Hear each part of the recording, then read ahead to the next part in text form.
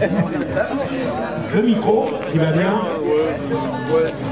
Donc à Papa 35 on présente des voitures en état et d'autres dans leur jus. C'est le cas de celle-ci. Elle est dans son jus. Et on n'a rien contre parce qu'une voiture, avant d'être en état, il faut qu'elle passe par une période ici où elle est dans son jus, justement. C'est le cas de celle-ci. Tu vas peut-être restaurer. Ah non, j'ai rien touché. Hein, tu vas le faire ou pas? Non, ça va être comme ça. Oui. D'accord. Et alors juste, la fête parler, il faut que je revoie que ça, c'est après la maladie. Et si là, voilà.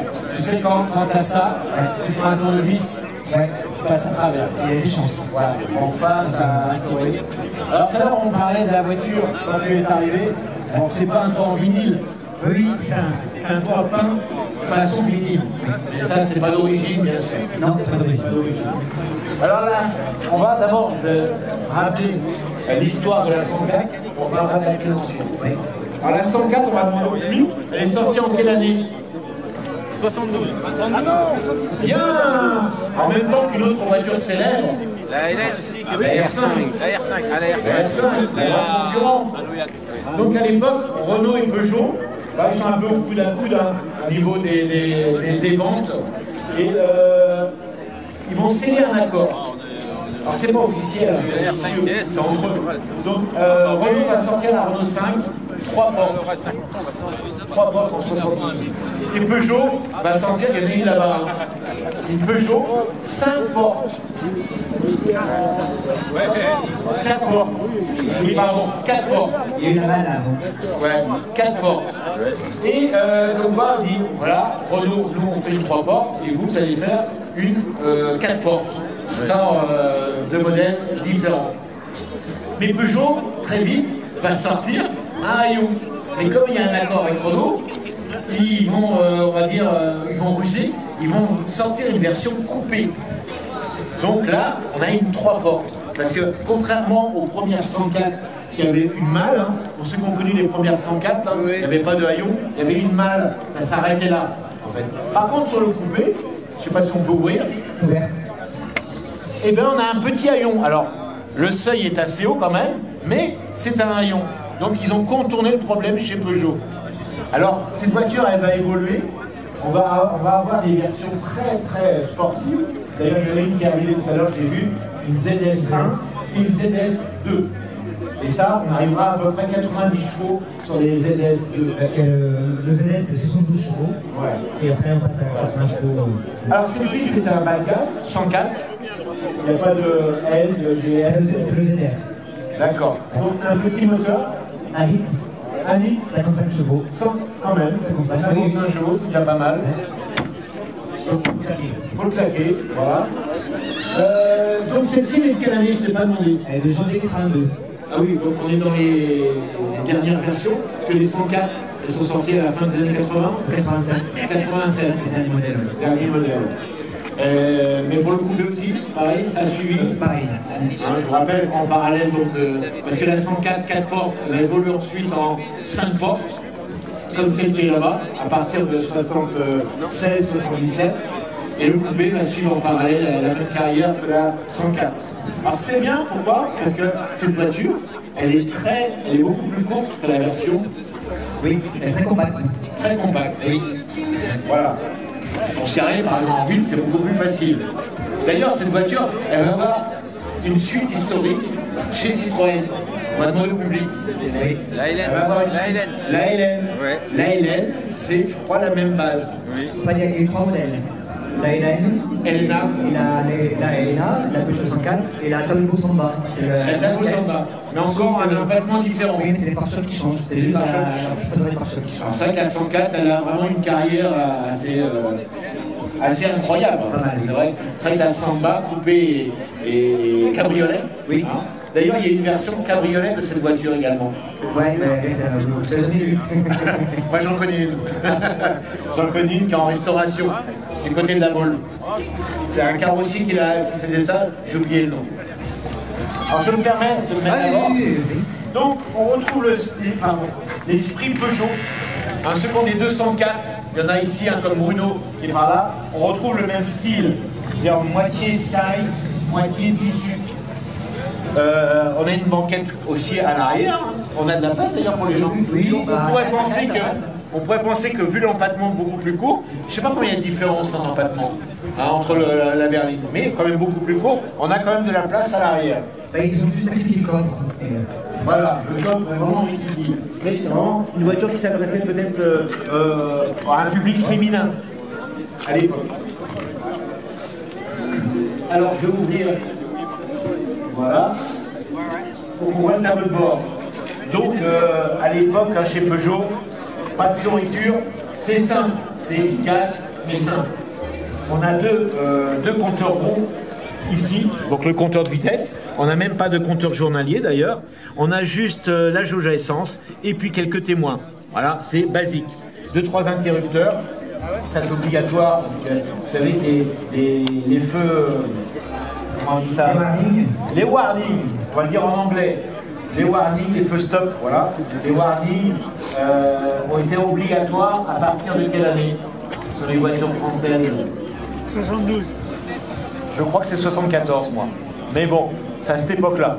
72, 74, ça a été rendu obligatoire. Ouais, t'as peut-être raison. Et c'était rétroactif d'ailleurs. Ceux qu'on n'avait pas ont été obligés d'installer des petits interrupteurs à droite à gauche. On a quand même une lunette arrière dégivrante. Alors, ça fait sourire aujourd'hui, mais je vous jure qu'à l'époque, c'était une option hein, souvent. La lunette arrière dégivrante. Et là, je pense que c'est le starter hein, qui est cassé, mais à l'époque aussi, sur les carburateurs, on avait un starter. Alors, il pouvait être automatique, des fois, ou manuel, comme ici. C'est quand même mieux manuel. Et sûr, au moins, on repousse. On a quand même un autoradio. Et puis après, c'est tout. On a 4 vitesses. On a juste le minimum. Dans cette voiture, on a du fourre-tout. Alors, les fourre-tout, on n'a même pas de boîte à gants. Hein. C'est juste on appelle ça des fourre-tout. Un là et un côté conducteur. Et puis voilà, on pouvait avoir sans doute l'option pareil appui-tête, mais c'est encore une option. Et puis voilà, c'est tout. C'était simple. Une voiture très légère, je ne sais pas combien elle fait, mais ça va être très léger. Ah oui, mais c'est autour de 700 kg, je pense. 700 kg aujourd'hui, il n'y a plus de voiture qui faut 700 kg. Donc c'est pour ça le petit moteur qui fait 55 chevaux, c'est déjà bien parce qu'elle doit être nerveuse la voiture. Elle est bien lancée, mais la première côte qui arrive sur la tête droite du vitesse 110, ça peine un peu. Après. Je te laisse ouvrir le capot pour qu'on voit le moteur.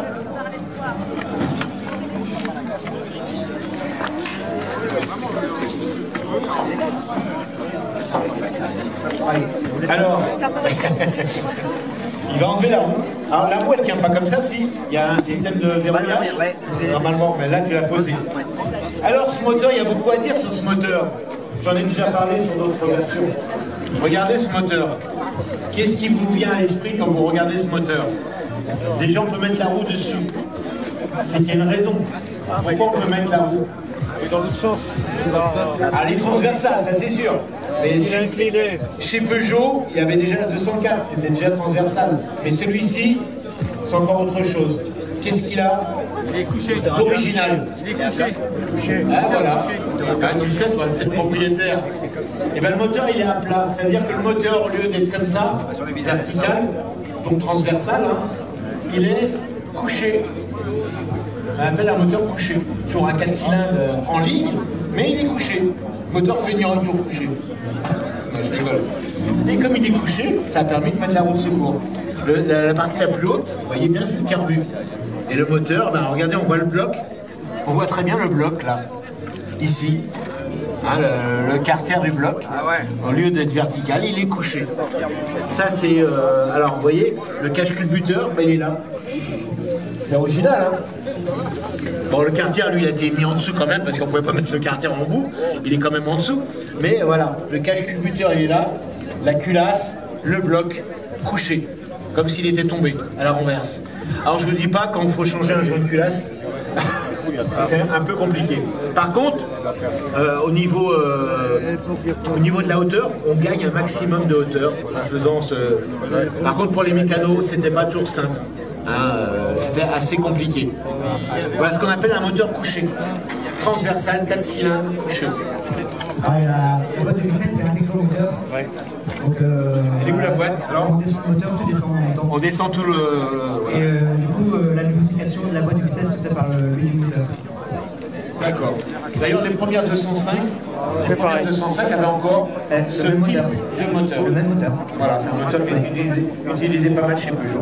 Et l'avantage, c'est qu'on peut mettre la roue de secours. Parce que vous avez vu le coffre, hein, il n'est pas grand. On peut mettre la roue de secours dessus. Ni dedans, ni en dessous, ni nulle part. Voilà. Là aussi, sur le style de la voiture, on est sur les dernières versions avec les phares allongés. Hein, les premières centrales avaient des phares carrés. Voilà. Et après, pour améliorer. Il y avait petit feu devant et petit feu derrière. Voilà, exactement. Voilà ce qu'on pouvait dire sur cette voiture. Je te laisse remettre la roue. Tu l'as depuis combien de temps cette voiture? 4 ans. 4 ans. Ça reste des voitures encore abordables aujourd'hui. Ah oui, oui. Ceux qui vous sont en collection avec un petit budget. Ah, le modèle de base, ça va de 2000 € à, en très bon état, 6000 €. Ouais, ça reste vraiment raisonnable. Nickel. Sans parler des versions Z. Alors, la Z, elle est... Les Z1 ou 2. La ZS, on arrive à 12-13 000 €. Voilà, ça reste des petites bombinettes. Et la des ZS2, petites bombinettes. on a 30 000 €. Voilà. Ça reste une exception. C'est hors de portée. Mais les coupés, ou même les berlines, hein, ça reste des voitures, pour un premier pas en collection, ça reste des voitures raisonnables et fiables. Elles ont été oubliées un petit peu dans le monde de la collection. Comme beaucoup. Il y a beaucoup de modèles comme ça qui ont été oubliés. Oui. C'est sa peinture d'origine. Oui, ça fait très d'origine. Je laisse tomber le Couleur capot. d'origine Oui. aussi. Tout est d'origine. Jamais vu ça. Un peu rosé, la couleur Et originale. beige, On va lâcher chez Peugeot, je vais laisser partir. Vous pouvez l'applaudir, mesdames et messieurs, avec ce coupé 104.